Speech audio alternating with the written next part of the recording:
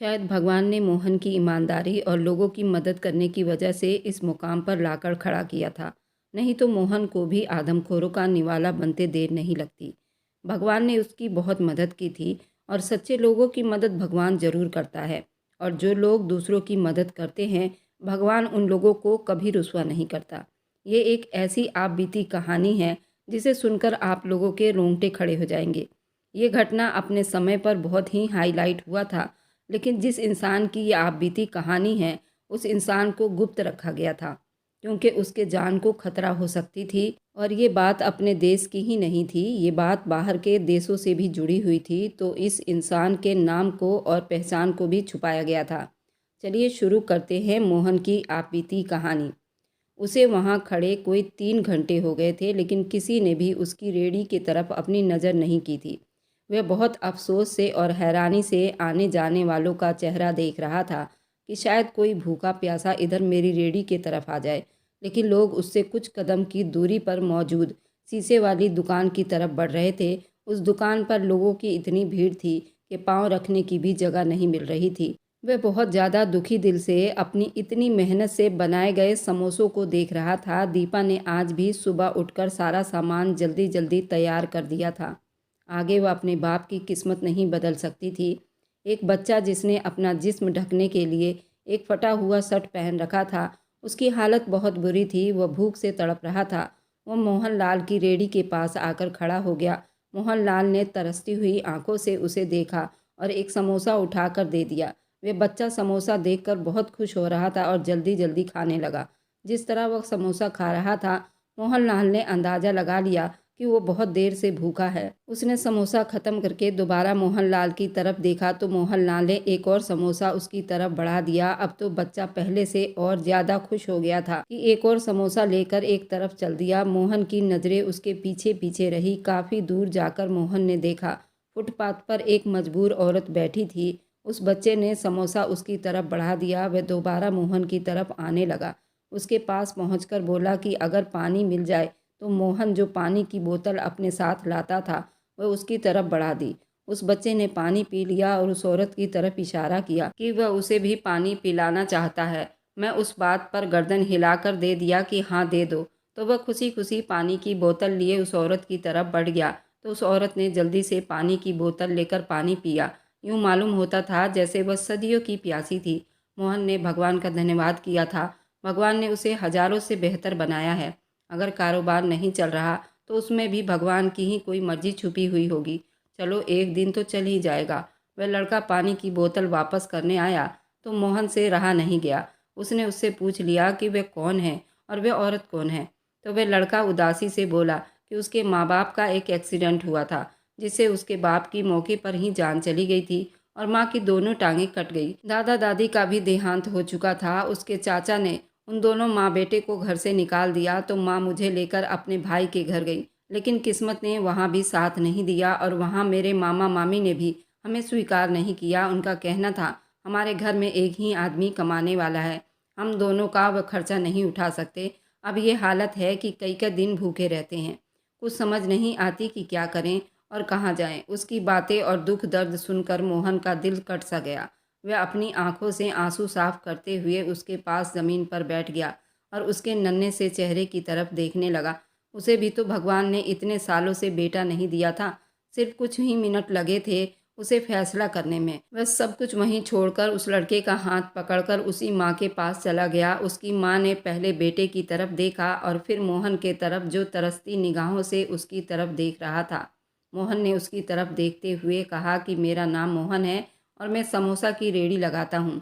आप एक औरत हैं, आपके लिए इस तरह सड़क पर बैठना अच्छा नहीं है। आप मेरे साथ चलिए। उसने बहुत नरमी से कहा तो वह औरत पहले तो चुप रही, लेकिन फिर हाँ में गर्दन हिला दिया। मोहन को थोड़ा झिझक महसूस हुई तो दोबारा से बोला कि बेफिक्र रहो, मैं सिर्फ इंसानियत के नाते कह रहा हूँ, मैं आपको कोई नुकसान नहीं पहुँचाऊँगा।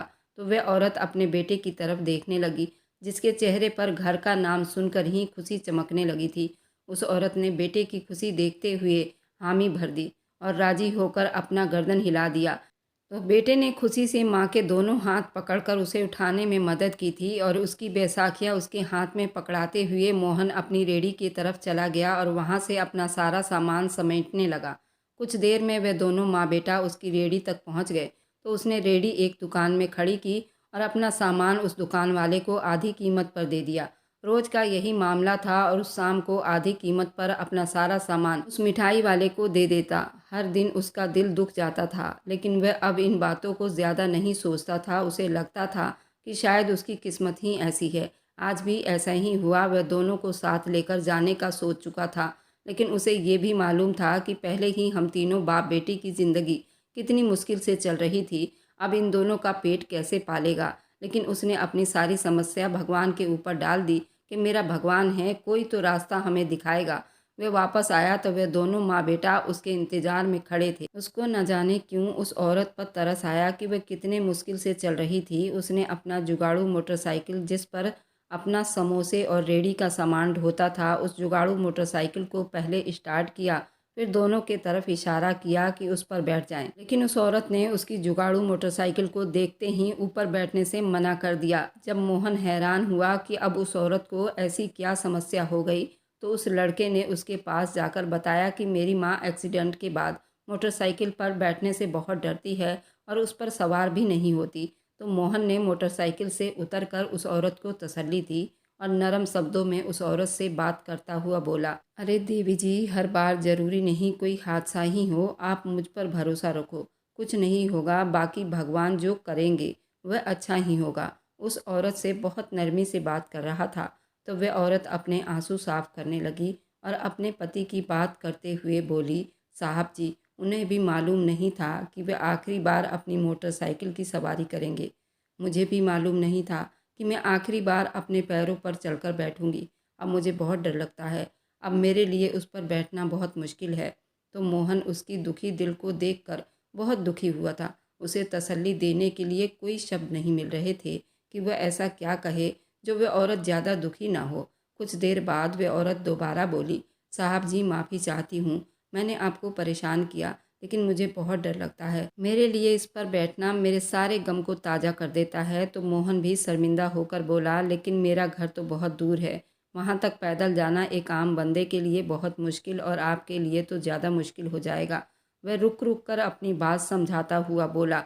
तो उस औरत ने अपने बेटे की तरफ देखा जो उस मोटरसाइकिल पर बैठने का इशारा कर रहा था। वह औरत अपने बेटे की बात मानकर उस मोटरसाइकिल की तरफ बैठने के लिए बढ़ी। तो मोहन ने मोटरसाइकिल स्टार्ट कर दी। उसके बेटे ने उसे मोटरसाइकिल पर बिठाया और खुद बीच में बैठ गया और माँ की बैसाखियाँ हाथ में पकड़ लिए। वह लड़का अब मोहन से बोला, जी अंकल, अब मोटरसाइकिल चला लो, मोटरसाइकिल थोड़ा धीरे चलाना क्योंकि मम्मी को डर लगता है। उसकी आवाज़ में अपने बाप को खोने के बाद अब माँ को खोने से डरता था। तो मोहन ने उसे तसल्ली दी कि ठीक है, ध्यान से चलाऊंगा, बस 10 मिनट का रास्ता है यहाँ से। उन्होंने पूरा रास्ता चुप से तय किया था। 10 मिनट के बाद उनका घर आ गया। घर के आगे जाकर उन दोनों को उतरने को कहा और खुद मोटरसाइकिल एक साइड पर खड़ी करके दरवाजे पर आ गए। तो एक 13 साल की लड़की ने दरवाज़ा खोला। उसने अपने पिता को प्रणाम किया। तो पापा ने अपने पीछे मौजूद उन बाप बेटे की मौजूदगी का एहसास दिलाया। तो वह सवालिया नज़रों से बाप की तरफ देखने लगी कि वे कौन है। तो उसके बाप ने कोई जवाब नहीं दिया और दोनों को अंदर जाने का इशारा किया। वह औरत अपने बैसाखियों को संभालते और झिझकते हुए अंदर की तरफ बढ़ गई, क्योंकि उसे भी कहाँ गली में खड़े होकर लोगों की नज़रें बर्दाश्त करना मुश्किल लग रहा था। उन दोनों की हालत बिल्कुल भिखारियों जैसी थी। दीपा बहुत हैरान थी कि उसके पापा ने न जाने किसको लेकर आए थे। उन दोनों के अंदर जाते ही मोहन ने उसे भी अंदर जाने को कहा और खुद मोटरसाइकिल अंदर करने लगे। उन दोनों को लेकर बरामदे में आ गई और वहां मौजूद चारपाई पर उन्हें बैठने का इशारा किया। बाप की मोटरसाइकिल की आवाज़ सुनकर रूपाली किचन में जो दोपहर के लिए खाना बना रही थी, किचन से निकल आई और हैरानी से बाप की तरफ देखने लगी कि आज वे इतनी जल्दी घर क्यों आ गए। इससे पहले कि वह बाप से कुछ पूछती, उनकी नज़रें बरामदे में पड़ी तो वह हैरान हुई। वह दोनों कौन थे? दीपा समझदार थी, उन दोनों के लिए पानी ले आई। तो बाप ने दोनों बहनों को अंदर जाने को कहा और खुद भी उनके साथ चल दिए। अंदर जाते ही सबसे पहले रूपाली की जुबान में खुजली हुई। तो वो बेहद तेज़ आवाज़ में अपने बाप से बोल पड़ी कि पापा, ये दोनों तो मांगने वाले लग रहे हैं, आप इन्हें घर क्यों लेकर आए हैं? तो मोहन के माथे पर बल पड़े और वे आश्चर्य से अपने दोनों बेटियों को देखने लगे और थोड़ा डांटते हुए कहने लगे, बेटा पहले बात को जान लेना चाहिए, फिर बोलना चाहिए। तो रूपाली भी शर्मिंदा सी होकर चुप हो गई। अब मोहन अपनी बड़ी बेटी दीपा से बात करते हुए बोले। जो बड़ी थी उसे सारी कहानी सुनाई और कहा कि इन दोनों का इस दुनिया में कोई नहीं है। मेरे नज़दीक एक लाचार औरत का यूं सड़क पर बैठना ठीक नहीं था, इसलिए मैं इसे साथ ले आया हूँ और इस बच्चे का भी यही हाल था। दीपा अपने बाप के रहम दिल पर बहुत खुश हुई और बोली कि पापा मुझे आप पर फ़ख्र है। ये काम आपने बहुत अच्छा किया, हमें एक दूसरे की हर मुश्किल हालत में मदद करनी चाहिए। तो उसके बाप ने दीपा से कहा कि तुम्हारे पास कोई पुराने कपड़े हों तो इनको दे दो और इस बच्चे के लिए मैं कहीं और से इंतज़ाम करता हूँ और उनके खाने पीने का भी इंतज़ाम करो। वह बेटियों को उनका काम सौंपते हुए बोले। तो दीपा अपने पिता से पूछने लगी कि आज काम कैसा चला। मोहनलाल बड़ी अफसोस से बोले, बेटी गरीबों के किस्मत में खुशहाली कहाँ आती है। तो वह सब समझ गई कि आज भी मेरे पापा ने कुछ भी नहीं कमाया। मोहन वहाँ से चला गया तो दोनों बहनें उस औरत के पास आई। दीपा ने प्यार से प्रणाम किया और फिर अपना एक जोड़ा निकाल कर उस औरत को दे दिया। आंटी ये पहन लो, अगर आपको फिट आता है तो ठीक है, नहीं तो मैं साथ वाली मौसी से लाकर दे देती हूँ। दीपा के अंदर इतनी मिठास थी कि उस औरत के आंखों में आंसू आ गए थे। वह दीपा के साइज की ही थी, तभी उसको दीपा के कपड़े आ गए। उसके बेटे के लिए मोहन अपने पड़ोसी की बच्चे का एक जोड़ा ले आया। बच्चे तुम अपना नाम तो बताओ, कब तक तुम्हें हम लड़का लड़का कहेंगे। रूपाली जो काफ़ी देर से उस लड़के को लड़का लड़का कह रही थी, आखिरकार झुंझलाकर बोली। तो वह लड़का माँ की तरफ देखकर मुस्कुराते हुए बोला कि मेरा नाम राजन है और मेरी मम्मी का नाम अलका है। तुम लोग मुझे मेरे नाम से बुला सकती हो। तो रूपाली पहली बार मीठे शब्दों में बोली। तो दीपा जल्दी से बोली, अरे नहीं, आप हमसे बड़ी हैं और हम ऐसे बदतमीज़ नहीं हैं, आपको आंटी बोल लिया करेंगे। मोहन उन सब की बातें सुनकर सोच रहा था कि लोगों के दुख कितने बड़े बड़े हैं और वह छोटे से अपने कारोबार के दुख को लेकर बैठ जाता था। शाम की जोत बत्ती का टाइम हुआ तो वह सोचते हुए वहाँ से उठकर घर के बने मंदिर में जाकर जोत बत्ती करने लगा। उसके बाद मोहन बाहर चला गया, जहाँ वह शाम को बैठकर टाइम पास के लिए ताश खेला करता था। उसके दोस्तों ने पूछा, मोहन मैंने सुना है तुमने शादी कर ली है एक मजबूर औरत से। मोहन उसकी बात सुनकर चकराता हुआ सर पकड़कर सदमे में चला गया। उन लोगों की बातों से बचने के लिए पड़ोस में बने माताजी के मंदिर में पंडित जी के पास बैठ गया। पंडित जी कुछ ज्ञान की बातें समझा रहे थे, तभी मोहन पंडित जी से पूछने लगा, अगर इंसान के कारोबार में मुनाफा ना हो तो क्या करना चाहिए। पंडित जी मोहन को समझाने लगे, तुम अपना कारोबार वाली जगह बदल लो, उस जगह से अलग कहीं और जगह देख लो। मोहन को तो जैसे अपनी सारी मुसीबत का हल मिल गया था। उसे लगा भगवान ने जवाब दे दिया है। भगवान के तरफ से अब उसके अंदर एक उम्मीद की किरण जागी थी। मोहन ने अपनी दुकान वाली जगह बदल ली।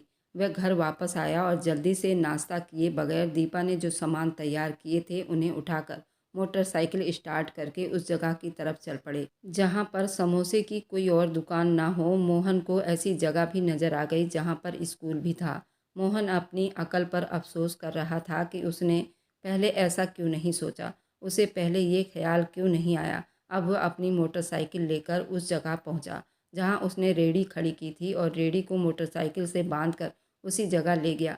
उसने अपना सारा सामान सेट किया और ग्राहक का इंतज़ार करने लगा। अभी थोड़ी ही देर बीते थे कि 2-3 बच्चे मोहन से समोसे लेने आ गए। अब ये सिलसिला हर दिन बढ़ता गया, इतना बढ़ गया कि आखिरकार उनका सारा सामान 2 बजे ही बिक चुका था। वह खुशी से फूले नहीं समा रहे थे। मोहन ने बाजार से बच्चों के लिए मिठाई ली और घर की तरफ चल दिए। अब उसका घर काफ़ी दूर हो गया था, उसे आने जाने में टाइम लगने लगा था, लेकिन कारोबार में बहुत ज़्यादा ही मुनाफा होता गया, इसलिए वो बहुत खुश था। घर जाकर बेटियों को खुशखबरी सुनाई तो वह भी बहुत खुश हुई। अगले दिन उसने कल की बिक्री के हिसाब से डबल सामान बनवाया और उसी जगह पर जाकर रेहड़ी लगा ली। आज भी उसका सामान वक्त से पहले ही बिक गया था, जैसे लोग पहले ही तैयार थे। अब एक हफ्ते के अंदर अंदर मोहन से मोहन समोसे वाला बन गया था। एक दिन उसे समोसे बेचते बेचते शाम हो गई थी। जोत बत्ती का टाइम होने वाला था। उसने वक्त देखा तो सारा कुछ समेट कर जल्दी से घर जाने की तैयारी करने लगा। जैसे ही उसने मोटरसाइकिल स्टार्ट की तो देखा उसका टायर पंचर था। उसे समझ नहीं आई कि अब वो क्या करे, क्योंकि यहाँ पर पंचर की कोई दुकान नहीं थी जहाँ से वो पंचर ठीक करवाता। रात भी बढ़ती जा रही थी। उसने मोटरसाइकिल एक जानने वाले के घर खड़ा किया और रिक्शा का इंतज़ार करने लगा। शाम तेजी से ढल रहा था और अब धीरे धीरे अंधेरा होने लगा था। बसें और कारें तो चल रही थी, लेकिन उसे कोई रिक्शा वाला दिखाई नहीं दे रहा था। उसे समझ नहीं आ रही थी वह घर कैसे जाएगा। वह पैदल चलता हुआ रिक्शा स्टैंड की तरफ चल दिया। रिक्शा स्टैंड पर कोई रिक्शा नहीं था, लेकिन साइड पर एक रिक्शा वाला खड़ा था। उसकी तरफ बढ़ गया। वह रिक्शा वाला उसे अपनी तरफ बढ़ता हुआ देखकर बहुत खुश हुआ। वह खुशी से फूले नहीं समा रहा था। मोहन उस आदमी के नज़दीक पहुंचा तो उसने देखा कि उसका रिक्शा पहले से ही बुरी हालत में था। वह रिक्शा पहले से ही टूटा हुआ मालूम हो रहा था। उसकी हालत देखकर मोहन ने दिल में सोचा, न जाने मंजिल तक पहुंचाएगा भी या नहीं। वह रिक्शे वाले के करीब आया और उससे पूछने लगा, कहाँ कैसे आना हुआ जनाब, सब ठीक है?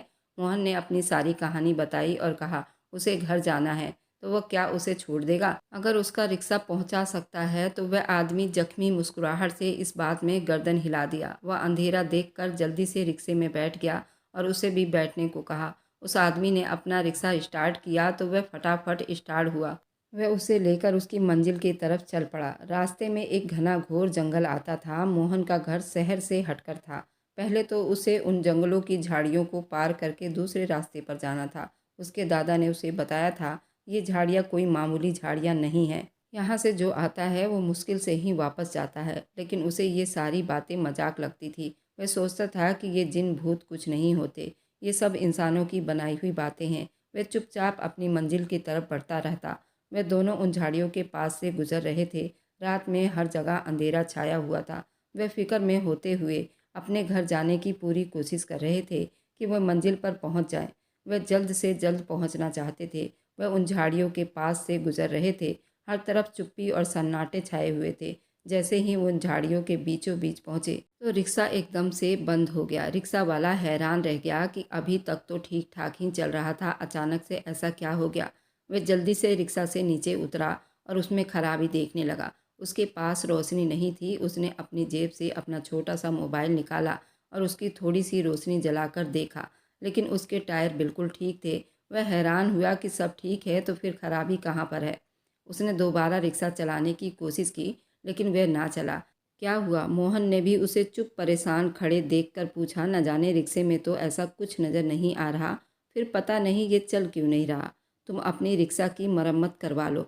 मोहन ने उसकी रिक्शा की हालत देखकर कहा, भाई इतनी इस रिक्शे से तो इनकम भी नहीं है, मैं क्या इसकी मरम्मत कराऊं? मेरे इस रिक्शे में तो कोई बैठना भी पसंद नहीं करता। इतने इतने देर इंतज़ार में खड़ा रहता हूँ, लेकिन कोई भी सवारी नहीं आती। वह अपनी परेशानी उसे बताने लगा तो मोहन को उस पर तरस आ गया। मैं आपको अपनी वजह से मुसीबत में नहीं डालना चाहता।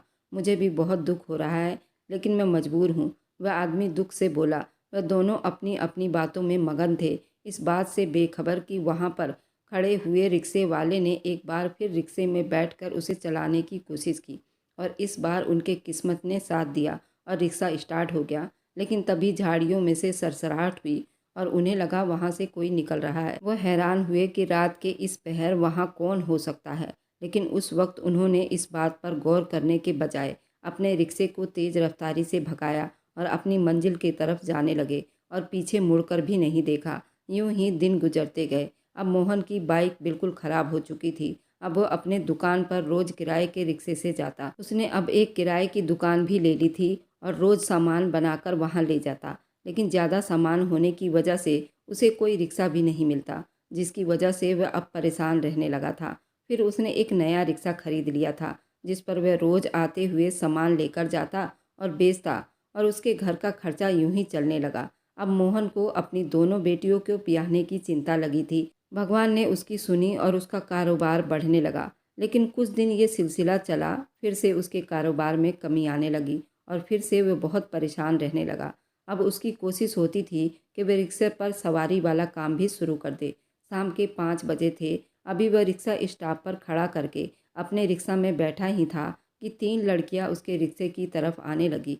उसके पास पहुंचकर उन्होंने जहां जाना था उस जगह के नाम बताए। उन्होंने वहां जाना है तो वह हैरान हुआ कि वह बाकी सारे रिक्शा छोड़कर उसके पास ही क्यों आई हैं। तो वह उन्हें लेकर उनकी मंजिल पर चला गया। जैसे ही वह उनकी मंजिल पर पहुंचा तो उनमें से एक नकाबपोश लड़की ने उसके हाथ पर 500 का नोट रख दिया। वह देखकर हैरान रह गया, ये क्या?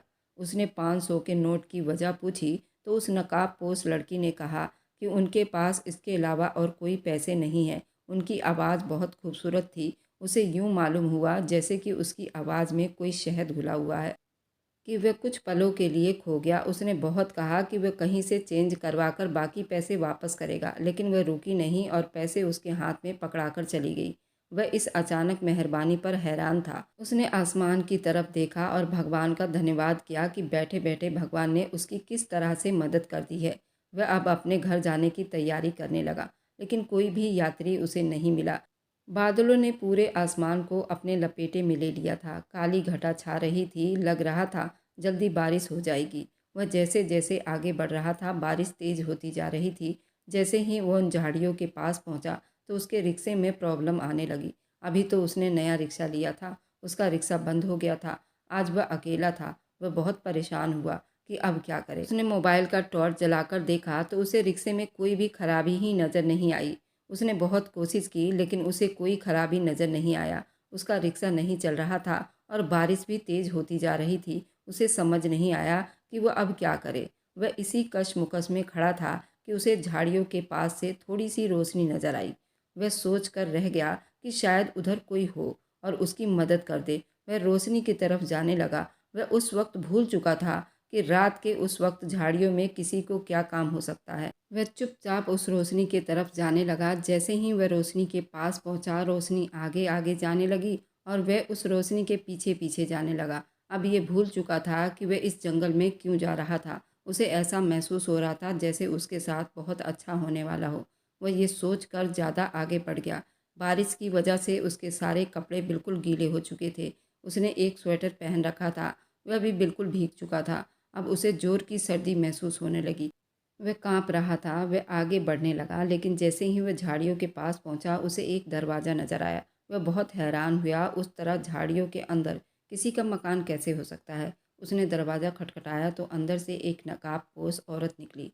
वह बहुत हैरान हुआ कि झाड़ियों में इस तरह एक औरत कैसे हो सकती है। इसलिए उसने काफ़ी देर कुछ न कहा तो वह औरत खुद ही बोली कि हम तुम्हारा ही इंतज़ार कर रहे थे। तो वह हैरान रह गया कि उनको मेरे आने का पता कैसे हुआ और ये कह रही है ये मेरा ही इंतज़ार कर रही थी।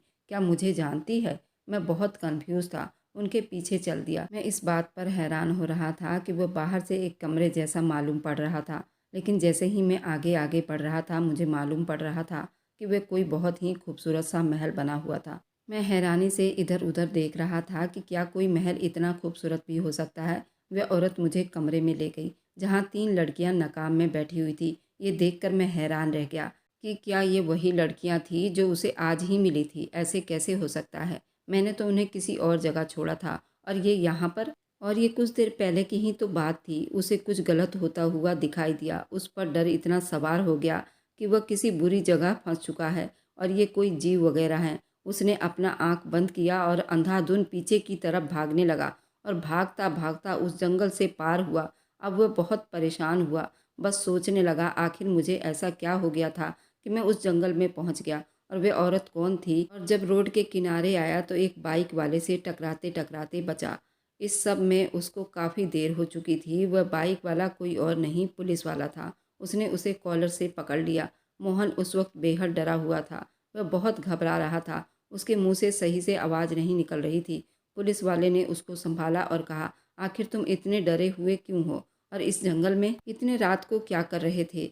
जब उसने पुलिस को वह सारी बात बताई तो पुलिस भी हैरान रह गई। एक पल को पुलिस को उसकी बातों पर यकीन नहीं हुआ। पुलिस वाला कहने लगा, क्या तुमने कोई नशा किया है? उसने पुलिस वाले से हाथ जोड़कर कहा, सर मैं बाल बच्चे वाला आदमी हूँ। मेरी 2 बेटियाँ हैं और मैं खुद एक दुकान चलाता हूँ।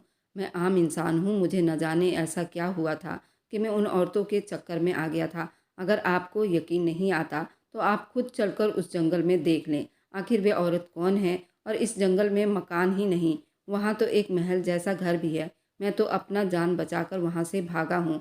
मोहन को पुलिस थाने ले गई और पुलिस वाले को मोहन ने अपनी दुकान भी दिखाई। उस जंगल के रास्ते पर मोहन का रिक्शा भी बरामद हुआ, जो कि सही सलामत मिली। मोहन को पुलिस वालों ने निगरानी में रखा था। मोहन के बताए गए कहानी के अनुसार उस जंगल को घेर लिया गया और उस जंगल में हर जगह तलाशी ली गई। जब एक घना घोर पेड़ के नीचे एक कमरा मिला, जैसे मोहन ने बताया था, और उस कमरे को खोलते ही पुलिस वालों के सर चकराने लगे थे। उस जंगल में महल जैसा पूरा घर था, लेकिन पुलिस वालों को वहाँ और भी चीज़ें मिली। जब उसकी जांच हुई तो सबके पैरों तले से ज़मीन निकल गई थी और ये मामला हाईलाइट किया गया और मीडिया में भी ये बात फैलाई गई।